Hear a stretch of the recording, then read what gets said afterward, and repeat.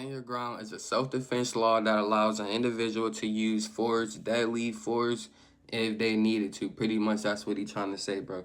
Now, he honestly might have just put me on game, bro, because when I was looking up, self-defense laws, and this could have been a while back, but when I was looking this up, we didn't have a stand your ground law, like a clear law defining that you can stand your ground clearly, bro, because I don't know if there's a difference between not having a duty to retreat and your stand your ground law. Because, I mean, when you really look into it, the no duty to retreat is pretty much a stand your ground law.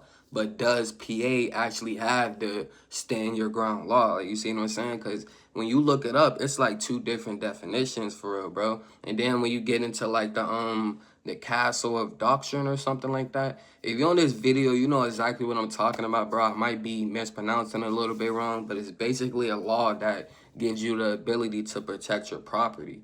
Like, you know what I'm saying? You don't have to retreat at all. Like, you know what I'm saying, bro? If someone was to come, like, say someone coming in my house at 11 o'clock at night and I feel threatened, I have the right to use deadly force on you if I feel threatened, bro. Some states don't have that. Like peep this for an example, bro. When I was looking this up, I'm pretty sure I seen some cases. Don't correct me if I'm wrong, bro, but there are some cases where people, like, feel me, broke into people's houses and they did what they did, whatever they had to do or whatever, and as they're leaving, they got shot in the back.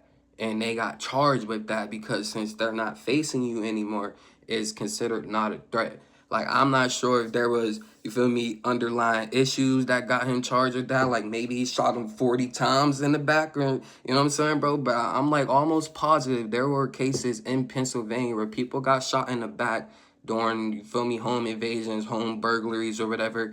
And the homeowner got charged with that. So that's why I always thought that we don't have a stand your ground law. We don't have to retreat. Like, we can most definitely defend ourselves if worst come to worst. But, like, in a situation like that, say worst come to worst, someone come in here and I shoot them in the back, I'll get charged with that. But it kind of doesn't make any sense because they say that we have the castle of doctrine or whatever when we can protect our property and we don't have to leave if we feel like our life is in, like, imminent danger. That's why, I don't know, bro. I don't trust Google. And then when I made that video, I swear to God, on everything I love, bro, I looked up, do PA have a stand your ground law? And they said no. They said, no, we do not have a stand your ground law, but we don't have a duty to retreat. Now, when you look it up, it says PA has a stand your ground law, and they had implemented some shoot first doctrine or something like that. So, yo, all this shit new to me. You just put me on, my boy. I ain't gonna lie, bro. But I know for a fact, if you shoot someone in the back in PA, you probably gonna get charged.